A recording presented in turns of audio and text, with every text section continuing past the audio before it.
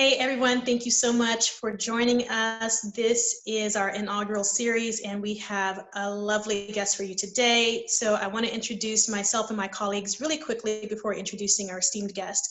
I'm attorney Nick Saleh, and today I have with me Kana Lavolsi and Parker Golson. We are with the Interim Expert Team and we are so excited to have you here with us today. Now, our esteemed guest is none other than Jake Kuczeruk, VP of Business Development of the Arcview group based in San Francisco. And so we are just super excited to have you. Thank you so much for coming on today. And with that, I'll turn it over to Kana. Of course. Perfect. Thanks for having me. Thank you. So one thing that we're kind of asking everybody is just what pivots have you had to take during COVID? Oh, a million to say the least. Yes. For us, there certainly have been some changes on the staffing side. Arcview was predominantly known as kind of an event-based organization in addition to being a research firm for many years. Our member base, they relied on the 4 to 5, investor events that we would throw every year as a regular kind of, staple in their calendar. So for us, typically our team was very used to producing in-person events. We had to shuffle the dice a little bit, get some more resources in place that are better on the digital marketing side and digital event production side. And honestly, we hit the ground running pretty quickly. We very quickly moved into doing weekly webinars, alternating between companies showcasing for capital, more thought leadership type of conversations, even things like hands-on virtual tours, infused cooking workshops. So for us, I think it was taking the pivot rapidly, giving our investors a new sense of community on the digital side, and really making sure that that content mimicked what they could expect in person. Getting top tier speakers in the room, C-levels at Weed Maps, Caliva, Eaze, as well as following that up with Marvin Washington and Isaiah Thomas. So bringing the celebrities, bringing the cannabis celebrities, and giving people an opportunity and a reason to tune in week after week. That sounds really awesome. Thank you for that, Jake. And my next question for you would be kind of going into the start of March, the start of spring, when right before the major shift that we've all experienced took place. Do you feel like that you didn't have a certain bit, certain bit of knowledge that you would have liked to have had, or something in your toolkit that you would have liked to have had prior to all of this? Probably a better home studio setup, mics, whole 9 yards. But for us, better SOPs in place. It's you're always at that risk of kind of building the airplane when it's already in the air, trying to quickly iterate and demo and A/B test a lot of different approaches to things like these workshops. For us, it took a little bit of time to settle in on Zoom, of course, as just being a platform to facilitate these. Then take it a step further and customize Zoom to make sure it works for all of our our attendees. And the amount of time we even spent looking into more robust virtual conference platforms. So for, I'd say, a better understanding of what our options were in the landscape, and then of course, the procedures in place to quickly spin these up. Excellent. So I think this is going to be a really interesting and deep question, but we would love to know more about, not just how you see your industry changing because of COVID, but if we were to legalize CBD or legalize, all of what we can here, how do you think that would actually change the economy or even help it? Oh yeah. Well, for us, that's a great question. Full national legalization, the end of prohibition for THC, is something that it's always been on our lips. We were started 10 years ago by Steve D'Angelo and Troy Dayton, two of the heaviest hitters when it comes to advocacy and policy within cannabis. And they started this entire organization, this investor group, as a way to accelerate legalization. They knew the money guys had to be in the room. These deals, early stage companies needed to find the funding they were seeking for this to really accelerate and become a viable opportunity for larger investors or enterprises to begin to work with these organizations. The biggest issue these cannabis operators face is even finding a stable banking provider, payment processor. You can't just walk in and talk to your local bank anymore. You get put into a bucket and it makes things just impossible. These things go down. You have to quickly be able to shift gears. So I should say that for all in all, I'd say cannabis has been positively impacted by COVID, which is a terrible thing to say. But honestly, we immediately saw the effects with regards to what it's been doing on the consumer side. We saw I think Kaliba, down in San Jose, I think they saw a 600x increase in kind of net new members joining their collective. They offered curbside delivery, and ultimately sales were stronger than any 420 that's ever existed. So I think with the kind of influx of new interest and new capital and people using, cannabis to help with COVID, and much more than just a medical application, but in a recreational fashion, we saw this really kickstart a lot of change in the industry. So I would say with that change came the actualization of a lot of the tax revenue that we saw from a lot of states that have gone recreational. You look at a time where COVID has just obliterated the budgets of state and local municipalities, and they're desperate. They want to find a way to get more, obviously more money coming in. Cannabis is obviously taxed at every step of the supply chain, crazily heavily taxed. So for them, they see it as this is something that COVID hit, retail sales started to jump up, and states like Indiana are looking around at Michigan, and they're looking at Illinois, and they're even looking at, Ohio with their medical program and saying, why aren't we getting a piece of this? We have money that we need to make up after COVID hit. Maybe cannabis can be the solution for that, which is why we've seen Utah, Louisiana, states that I never thought had a prayer's chance in ever starting to support, recreational marijuana, obviously now moving into to permanent.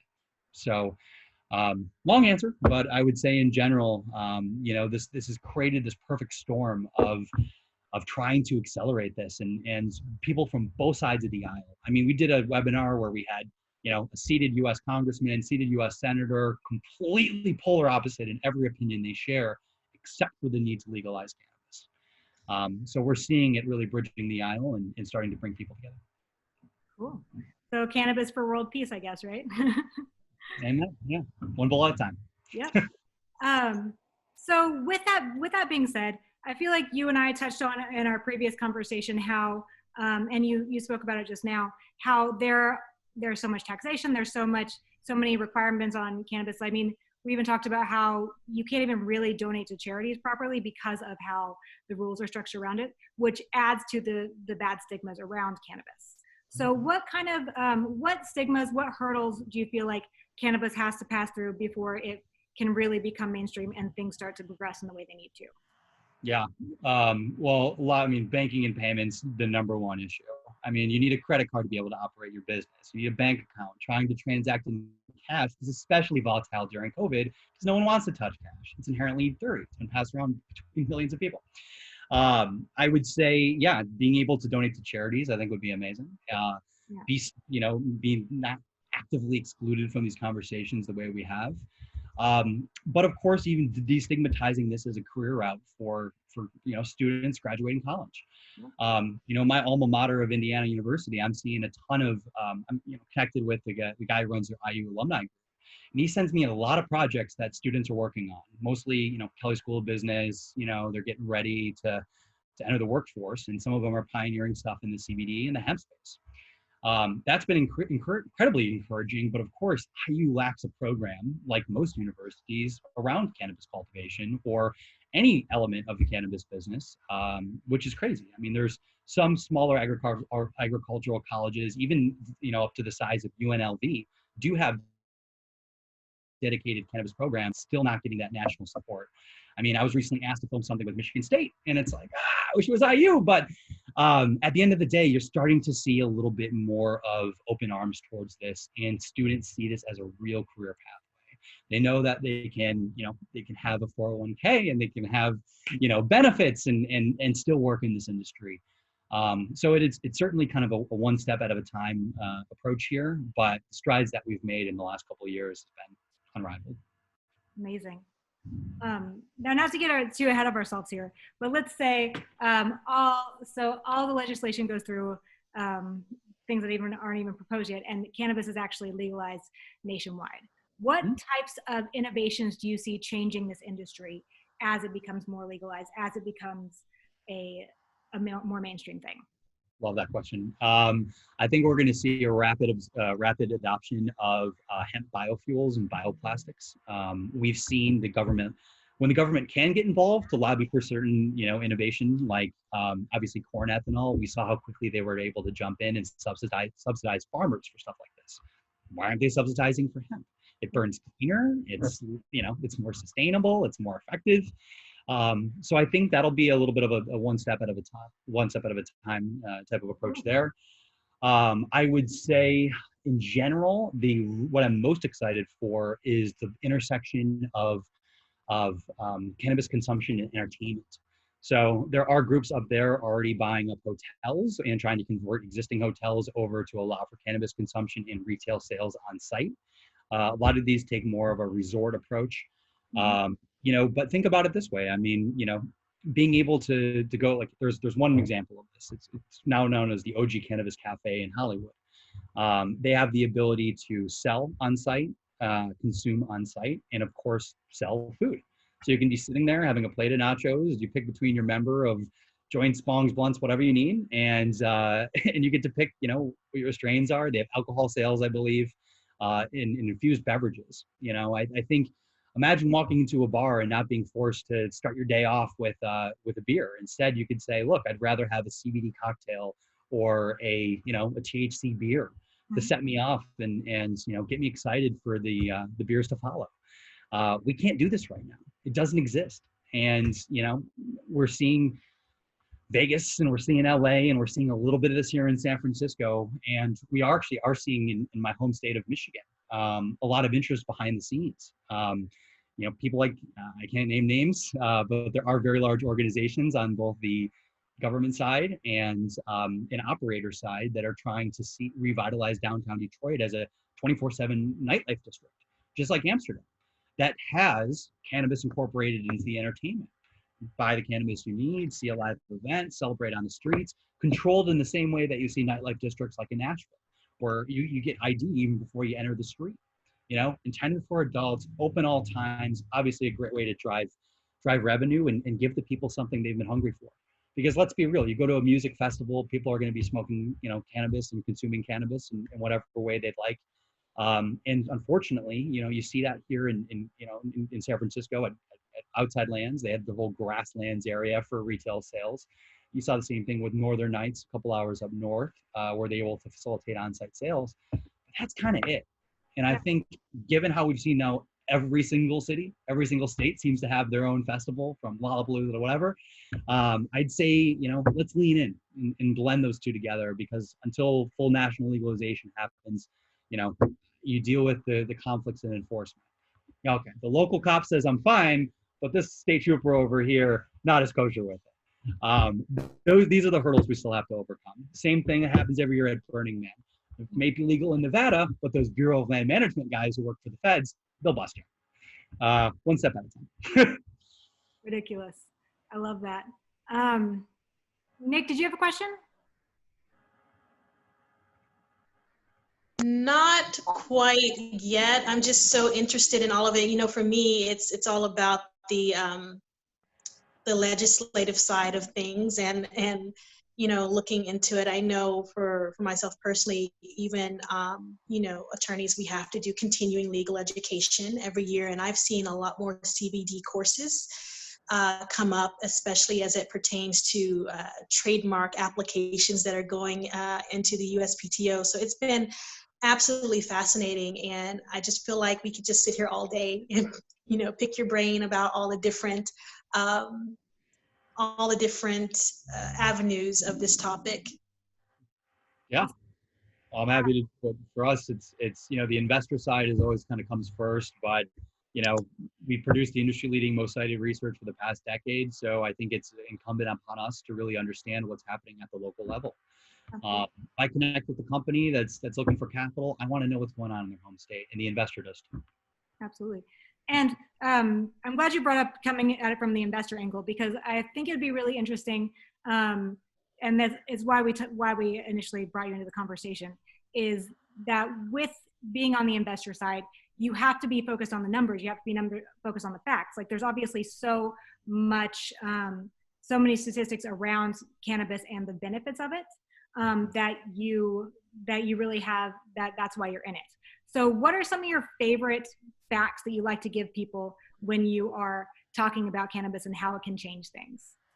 That's a great question. I wish I knew it was coming. I would have prepared some of my, my go-tos here.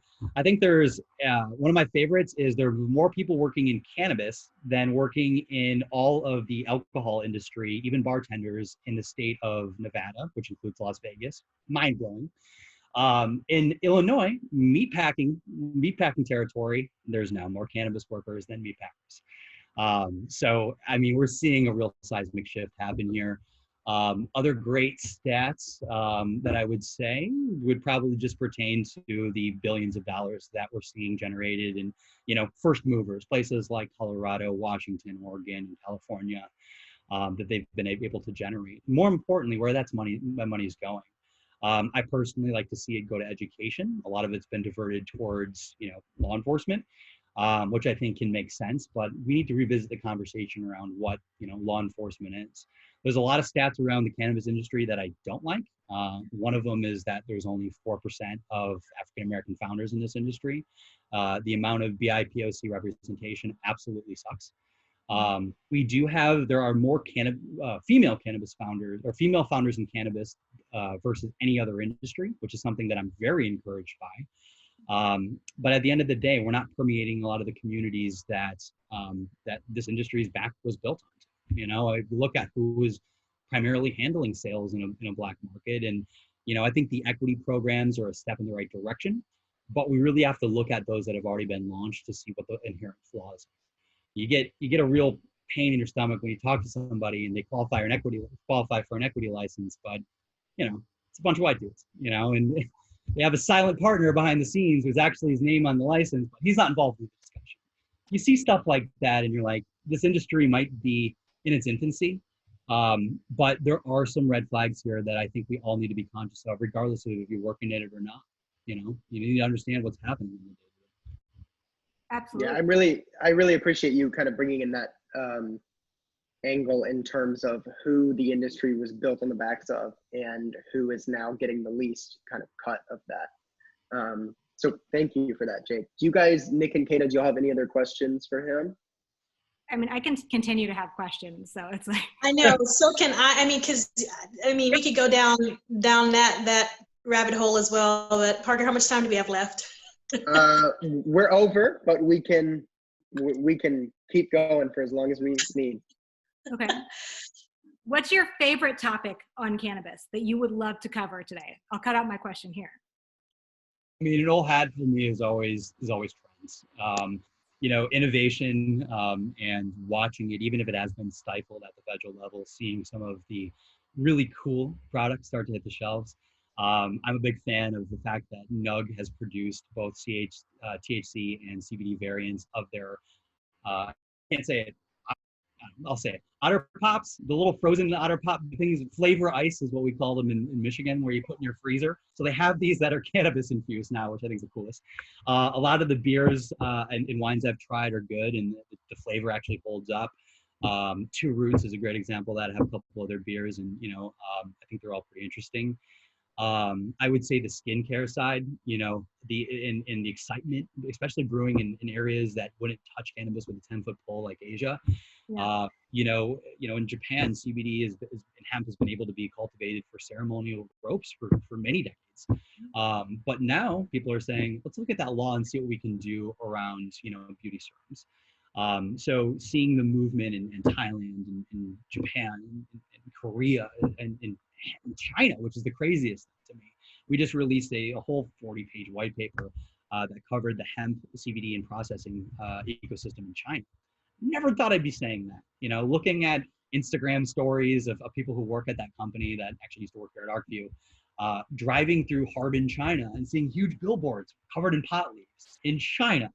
Stuff like that. You take a 10,000-foot view and you think, wow, the U.S. just came online. And we're finally starting to see, or not finally, so we're immediately starting to see the ripple effects throughout the world. In addition to that, I've seen and used everything from CBD toothpicks to devices like from filter labs that completely filter out the secondhand smoke. great solution for parents with small kids and people visiting relatives at home for the holidays that want to be a little bit more discreet and safe. I think it's interesting to see some of those real technical innovations that are happening. But of course, vaping is getting safer and safer. Looking at different heating elements, not having metal to, in direct contact, and we use weird insulation and stuff that are in these cartridges if you break one open. I think trying to switch to porcelain heating elements and understand a lot more about what the terpenes are going to do when you add those, if they are additive, either food derived or hemp derived, starting to understand what these different blends of formulations can be. I mean, dialing down to specific treatments, hey, you got joint pain, this is the right treatment for you. Hey, you have sleep issues, here's some CBN. We're starting to make these inroads and pioneer, treatments for specific ailments. And I think that's probably one of the most powerful things I've seen on the innovation side. I think that's pretty much it. I also geek out about, hemp-derived fabrics and clothing and stuff. You look at this industry and all the swag that's swimming in every one of these events, and I wanted to just put everyone on trial and be like, is this made of hemp? You could have had it made of hemp, This isn't, no. So I think it's about, as these trends continue to we see further innovation in the space. I think it's up to organizations like ourselves to really just, champion that innovation. At the end of the day, we want to get the word out about what's happening in this industry and how much more accessible it is. I'd say to both the senior citizen audience, we're seeing CBD spread like wildfire amongst retirement homes. Our CEO Kim just interviewed the youngest cannabis CEO, which is a young girl, Riley, I believe her name is, who actually has been using cannabis to treat some lifelong debilitating illnesses she's always dealt with. But she's taken CBD. She's a 13-year-old CEO. I mean, stuff like that. I mean, when we were doing our first events, we were worried that the feds are going to break in, and we had to KYC everybody, make sure that there was no one posing and trying to shut down the organization. Now we have 13-year-olds. Now we have Damon John from Shark Tank speaking on stage about this stuff at our events. Like, the inroads we've made, and it's, the trends are far deeper than just on the product side, but looking at the global landscape, looking at the advocacy and policy side and the changing face of who's a cannabis CEO, I think all of this gets me really fired up about the future. That's really cool. I love that. I have two quick follow-up questions. We'll see if we can get to them real quick. I know I'm going over, but this is a great conversation. So as far as like, if there is one industry that you feel like if you could have a wish list where the government would give us a bypass, where do you think that they should allow cannabis into that industry, and so that it could revive that industry and keep it moving? I would say certainly deeper pharma applications. Like, yeah, there have been cannabis-derived treatments that do have full FDA verification. You can buy them over the counter, XYZ. But there's only a handful. And I don't think we've, even begun to see what's feasible, especially as we get into CBN, CBG, CBDA, and all these other weird CB variants that we're now starting to see. The effects are often non-psychoactive, but can, do things like immediately put you to sleep, to give you dreams again, if it's something that you haven't had dreams for years. I mean, that's something that a lot of cannabis users actually do struggle with, and they're starting to find ways to bring these back. So I would say certainly on the pharma med tech applications are always going to be my first and foremost, because let's be real, cannabis is a treatment. It's a medicine. It's something that's aided me throughout my entire professional life.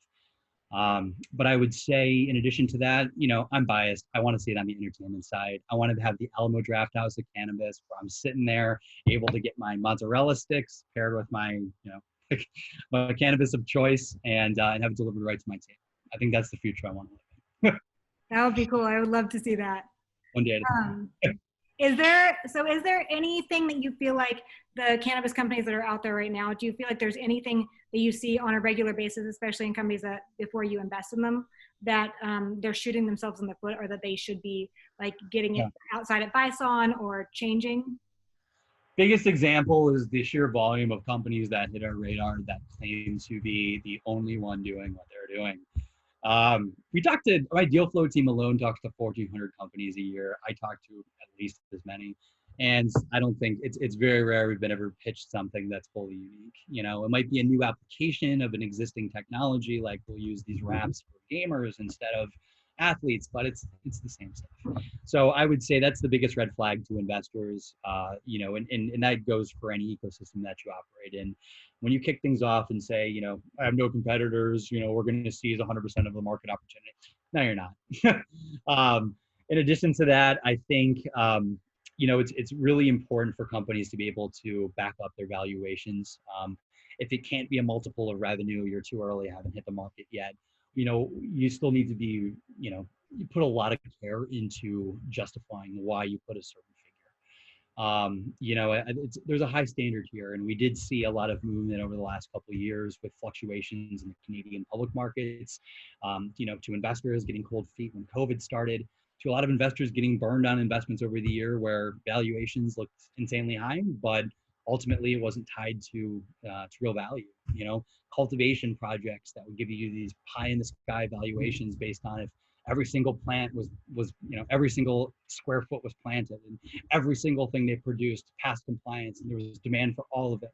And it didn't happen in practice. You know, you go to Washington, you see just, you know, a bunch of, you know, previously harvested products sitting in cold storage, you know, and I think you really have to take a long, you know, hard look at you know, who's behind these projects. Have they brought companies over the goal line before? And if so, you know, being able to tie in, you know, the claims they're making to actual data and science and numbers, because this isn't, you know, 5 years ago where, you know, you're the first one talking about a CBD water. Now you need to have that validation. You need to say, look, we're in XYZ stores. Our D2C sales are this. We validate it with XYZ clinical trials. I mean, that's what investors want to see. The bars. That makes sense. So is there, let's see, Nick or Parker, did you have any other questions? I mean, my questions really are selfish questions at this point. Because I'm just like, Jake, I have to say, I'm very thrilled that you actually would mention exactly what Parker was saying, how the industry is built in a certain way to benefit, you know, certain people, and the number of POCs is not maybe where we would think it would be or where we would want it to be. And I'm wondering, you know, what could those people do who have an interest in this area, not even just for monetary reasons, but even for the science behind it, knowing that it can really help people who are dealing with chronic pain, et cetera, and that it's also something that can help them set up generational wealth, et cetera. How can those people be better positioned to enter this market? Of course, I think there's a couple of different ways to accomplish that. There's a lot of research out there. You know, we've been producing it for, you know, like I said, 10 years. But there's so many other great providers that can speak to regional trends that could help, you know, these founders determine where to set up a business, what type of business to set up. I would say there's a lot of mentor-mentee programs. Arcview has one. Another great initiative that I'm involved with is Eaze Momentum. So Eaze, the delivery service, has an accelerator entirely for BIPOC founders. They give them $50,000 grants. They don't take any equity in exchange, and ultimately they give them the tools to help really scale their businesses. You know, Canopy Boulder is another accelerator in the space that actually gives a you know, pretty significant capital contribution as well. So I would say, you know, a great source of you know, hearing it straight from the horse's mouth, and a lot of these founders that look like you are to go to websites like, you know, arcviewaccess.com to watch a lot of our video content from these founders. Did a whole multi-day panel on racial justice and cannabis. I will definitely shout out Can Inclusive and Rebel. You know, there's Women Grow, Arcview's own Women Investor Network. I mean, there's just so many interesting groups out there that are just entirely specializing in BIPOC founders. I would say, in addition to that, there's a lot of great documentaries on Netflix as kind of low-hanging fruit. You know, watching everything from like a, you know, Murder Mountain on the extreme kind of cultivation, scary Emerald Triangle side, all the way up to more of the ones that pertain to you know, innovation that do cover, you know, what's happening in the cannabis space. But I think all of those are a great way to get a solid breadth of knowledge. But the first thing you can do is really get out there and be vocal that you're looking to understand more. if you're active on social media, you build a great LinkedIn, persona, and you're out there using the cannabis hashtags and social impact hashtags, you'd be amazed at the caliber of people that'll reach out that want to book time just to learn more about what they're looking to do, and how quickly and easily you can book appointments, with people like myself that'll give you the rundown. I mean, I've talked to countless founders that are, BIPOC, they're seeing what's the money that's being made in cannabis. There might come from a state that's just thinking about coming online or already has, and they want to get the lay of the land. So we'll always be willing to share resources, point them in the right direction, and more importantly, make strategic introductions to people on the ground level. Because as much as I know about the ecosystem, I'm here in San Francisco. I spoke to another guy, a member of the Saints from a couple of years ago. He's looking for his next act. And I hooked him up with a bunch of people that I know in New Orleans that can actually meet with them and start putting the pieces together. I've worked across a lot of different industries: music, menswear, giant fighting robots, blockchain, crazy stuff. And I'll tell you, there's never been an industry like cannabis with the level of support and community. I think everyone is motivated by that same drive that we're in this for the power of the plant, we're in this for the underlying push towards legalization. So you'll find, I've had plenty of situations where people, I asked them for a favor, they introduced me to a direct competitor because they felt that they could fill it better than they could. You don't see that in other industries. Everyone is in here is kind of in it together. So if you're interested, regardless of your background, there's a place for you. There's a lot of job boards out there, but I always stress, educate yourself firsthand. Know everything about payments, know everything about cultivation, know everything you can about what it means to work at a dispensary, how to give recommendations for certain ailments. If you have that full 365 view of this industry, I mean, you're definitely somebody people will want to work with and can build your own career, and obviously use that to support generations to come. Thank you for that. That was phenomenal. Just the breadth and depth of knowledge. Like, seriously, thank you for sharing even that, piece of resource, just the list of resources there for people to check out. I think that, it's very compelling what you're saying about community as well. So thank you. Thank you. My pleasure. That was amazing. I think that wraps us up for our questions today, because I know we took you way over with the millions of extra questions I added. But thank you so much for your time and your patience and all of your insight you brought in today. Of course. Wonderful. Dana, Nick, Parker, I sincerely appreciate you having me on.